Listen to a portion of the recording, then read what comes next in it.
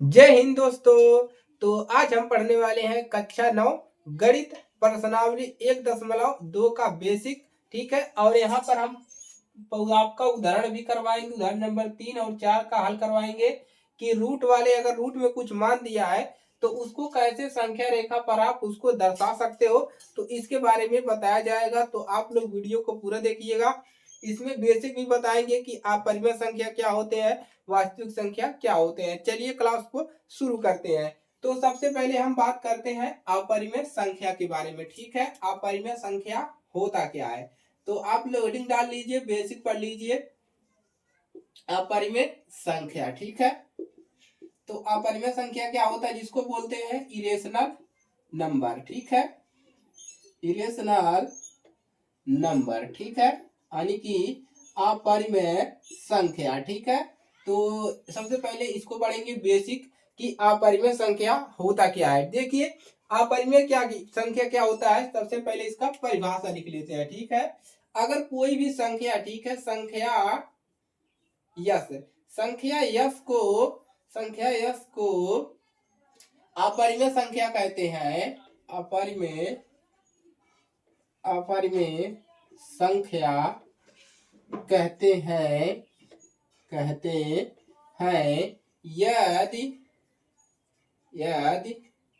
आदि हो गया तो यदि कर लीजिए, यदि इसे यानी कि यश को इसे P/Q के रूप में न लिखा जा सकता हो। ठीक है, जहां यहाँ पर लिख लीजिए, जहां P और Q क्या हो, पूर्णांक है, और यहाँ पर लिख लीजिए Q का मान जो है बराबर नहीं होना चाहिए 0 के। क्या हो, ये है आपका अपरिमेय संख्या। जैसे एग्जाम्पल लिखिए, जैसे रूट 2 हो गया, इसको हम बटा में नहीं लिख सकते हैं। जैसे रूट 3 हो गया, रूट में हो गया 15। ठीक है, पाई हो गया, पाई को भी अपरिमेय संख्या है। ठीक है, जैसे हो गया 0.10 डैश डैश डैश, ये सभी क्या है, आपके अपरिमेय संख्या यानी कि इरेशनल नंबर है। इसको हम यानी कि रूट 2 को इस प्रकार से नहीं लिख सकते। ठीक है, तो इसको कहते हैं अपरिमेय संख्या। अब वास्तविक संख्या क्या होता है, तो वास्तविक संख्या एकदम सिंपल है, यानी कि वास्तविक संख्या क्या होता है, परिमेय संख्या और अपरिमेय संख्या को एक साथ के संग्रह को क्या कहते हैं, वास्तविक संख्या। उसको भी करवा देंगे, इसको नोट कर लीजिए। ठीक है, चलिए नोट करेंगे, इसको नोट कर लीजिए। इसके बाद हम क्या पढ़ेंगे, वास्तविक संख्या। तो हो गया परिमेय संख्या क्या होता है, अपरिमेय संख्या।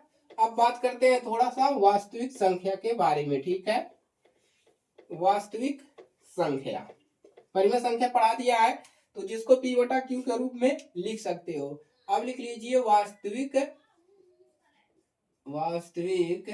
संख्या। वास्तविक संख्या को कहते हैं रियल नंबर। ठीक है, रियल नंबर। वास्तविक संख्या क्या होता है, तो इसका परिभाषा क्या लिख लीजिए, एक साथ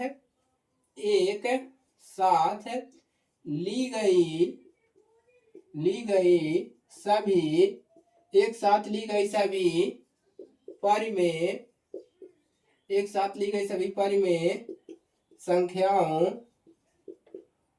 और अपरिमेय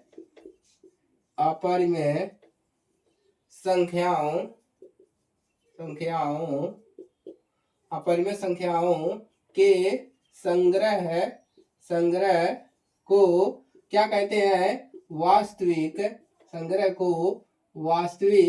संख्या कहते हैं। वास्तविक संख्या कहते हैं, यानी कि परिमेय संख्या को और अपरिमेय संख्या को दोनों को मिला दोगे तो क्या बन जाएंगे, वास्तविक संख्या, रियल नंबर। एकदम क्लियर हो गया। चलिए देखिए, यहाँ पर दिया था ना, वास्तविक संख्या रेखा पर √3 का स्थान निर्धारित कीजिए, √2 का स्थान निर्धारित कीजिए। ये आपका बेसिक कितना है इसको तैयार कर लीजिए। बेसिक नंबर 2 था, वो पहला था। अब इसके बाद हम एग्जाम्पल को हल करेंगे। चैनल पर बने रहिए, वीडियो को पूरा देखिए ताकि आपको इसको सीख जाए किस प्रकार से आपको संख्या रेखा पर इसको प्रदर्शित करना है। ठीक है, नोट कर लेंगे, उदाहरण को सॉल्व करते हैं।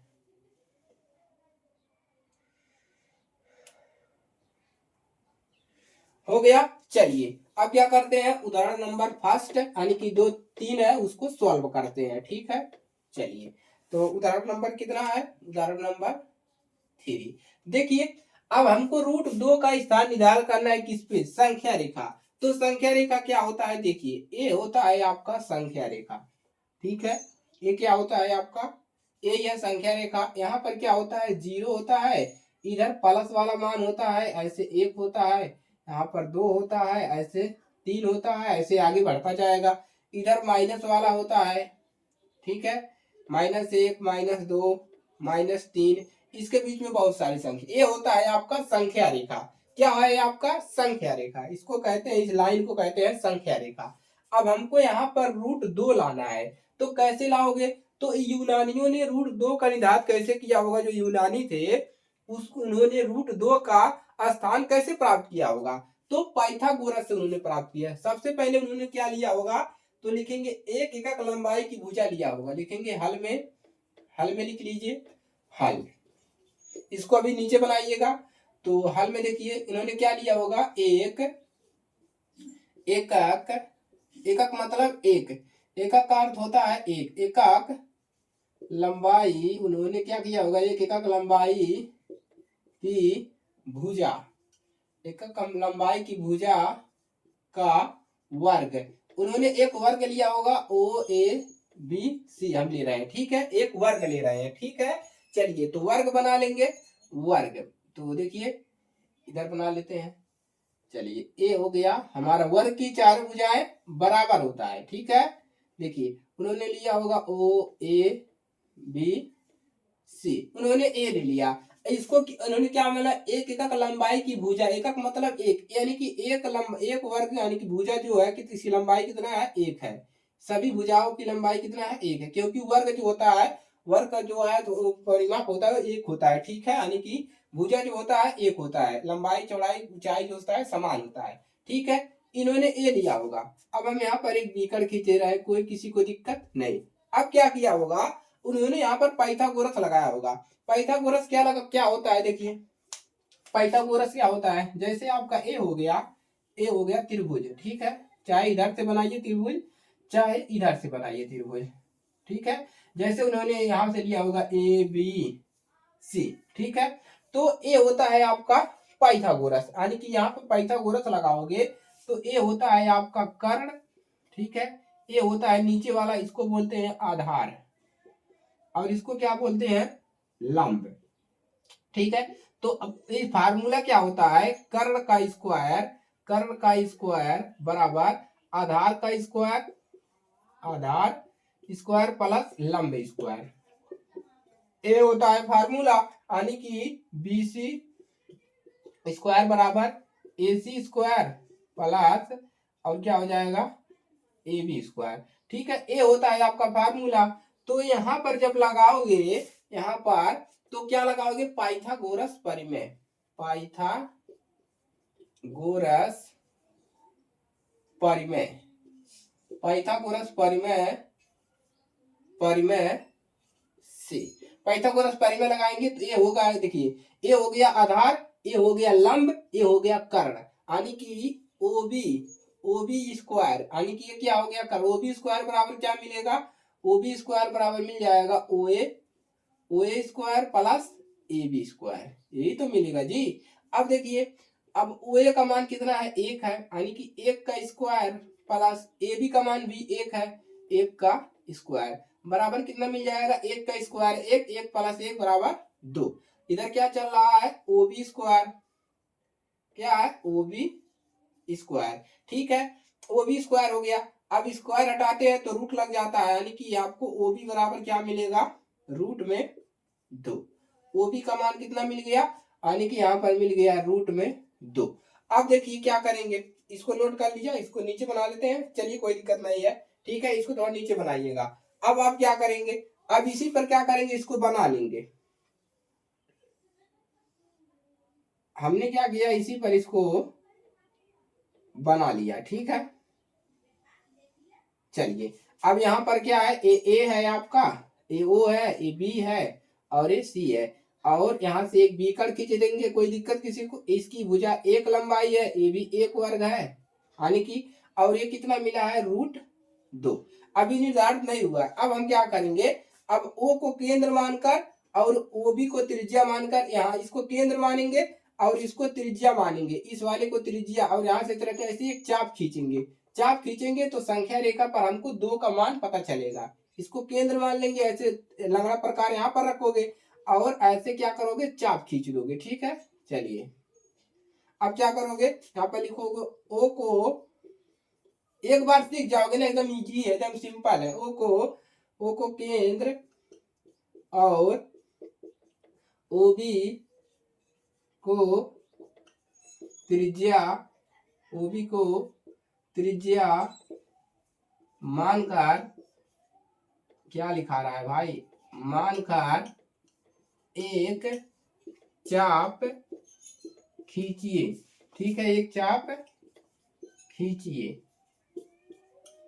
एक चाप खींच देंगे। अब इसको ऐसे केंद्र मान के एक चाप खींचेंगे यहाँ से, तो ऐसे मिलेगा, ठीक है, ऐसे मिलेगा ना, नीचे यहाँ पर मिल जाएगा। इसको मान लेंगे ये पी है, यही पी जो है आपका क्या है, √2 है, यानी कि यही तो केंद्र है, देखिए यही लाइन है ना, इसी वाली रेखा को हम ऐसे खींच रहे हैं यहाँ पर ना, इसको √2 को क्या कर रहे हैं, नीचे ला रहे हैं, ऐसे ऐसे √2 को क्या कर रहे हैं, ऐसे चाप खींच रहे हैं √2, तो यहाँ पर आ गया √2, ठीक है। अब इसी को क्या कर देंगे, लिख देंगे, तो क्या लिखेंगे, अब लिखेंगे बिंदु, अब यहाँ पर खींचिए, कीजिए जो संख्या रेखा को, यहाँ पर लिख लीजिए, जो संख्या रेखा को बिंदु, बिंदु कहां पर, बिंदु पी पर, बिंदु पी पर, पी पर, पी पर काटता, काटता है, बिंदु पी पर काटता है, तब बिंदु पी संख्या रेखा पर,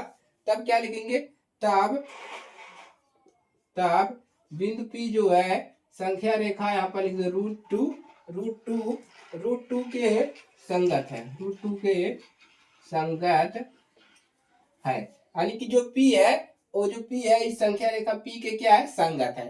तो ये हो गया आपका पहले वाले का हल, ठीक है, एकदम क्लियर है।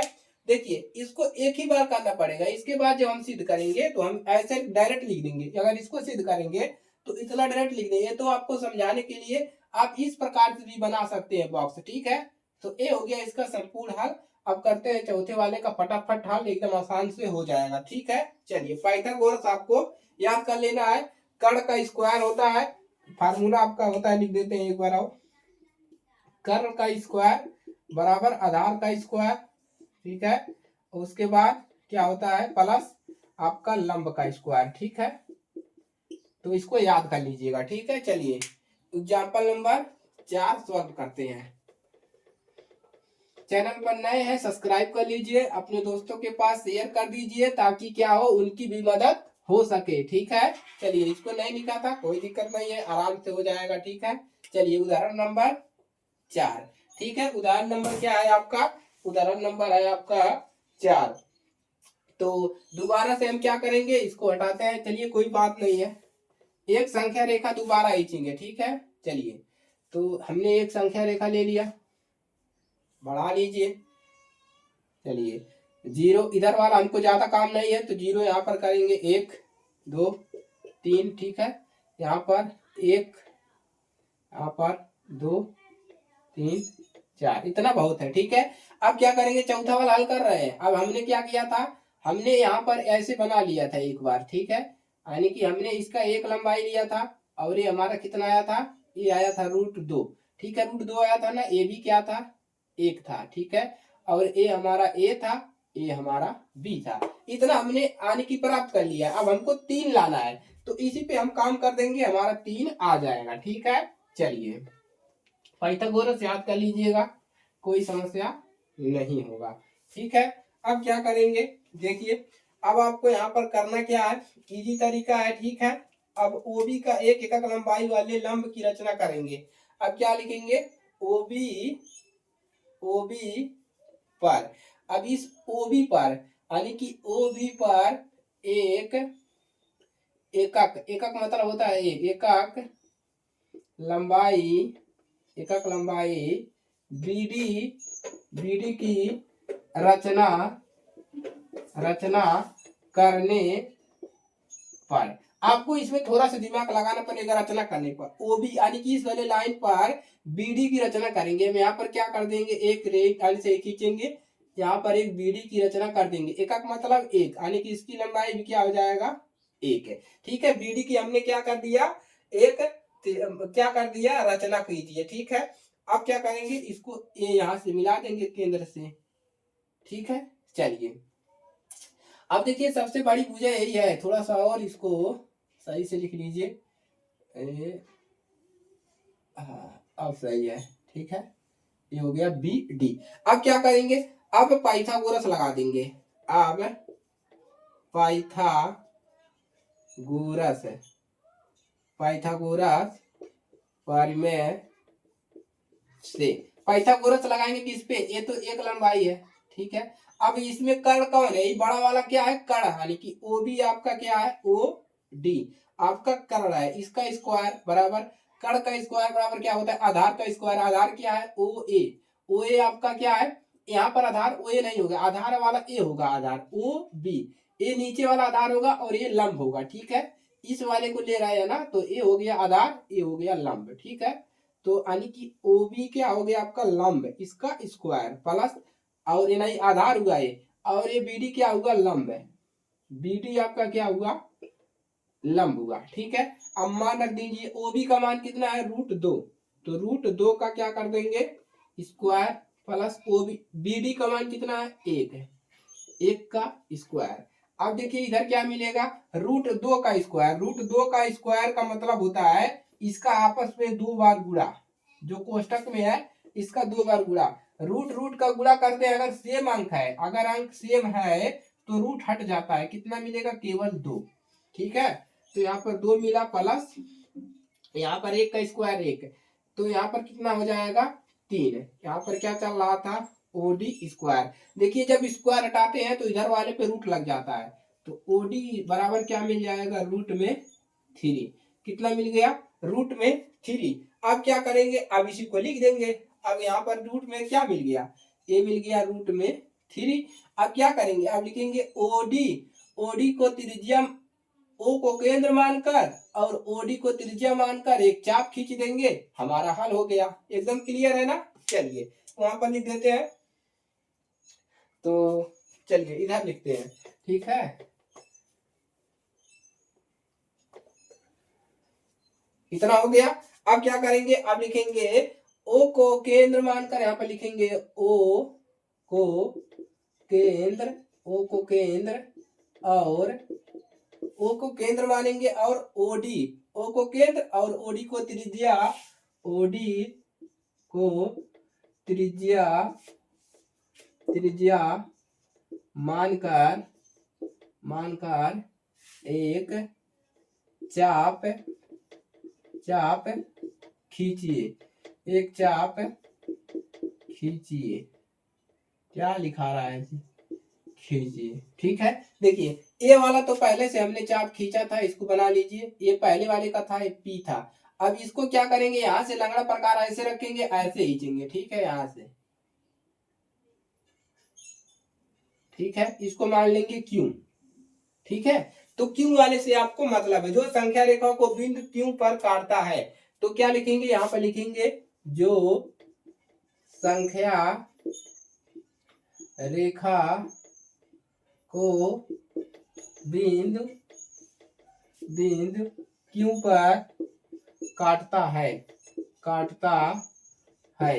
अब क्या लिखेंगे, तब लिख देंगे, तब, तब क्यू कमा √3 के संगत है, संगत है, हल हो गया, ठीक है। इतना काम करना है आपको, ठीक है। तो पाइथागोरस लगाना है और इसको आपको निर्धारित कर लेना है इसी तरीके से, ठीक है। स्क्रीनशॉट ले लीजिए, फटाफट हल हो गया।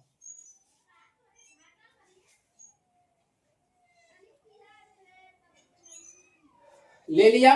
चलिए, तो अब इसके बाद क्या करवाएंगे, आपका जो प्रश्नावली है 1.2 पूरा कंप्लीट करवा देंगे, इसको तैयार कर लीजिए। अगर नहीं समझ में आया तो वीडियो को एक बार और देखिएगा, लेकिन एक ही बार में आपको समझ में आ गया होगा, क्योंकि इजी तरीका है, ठीक है।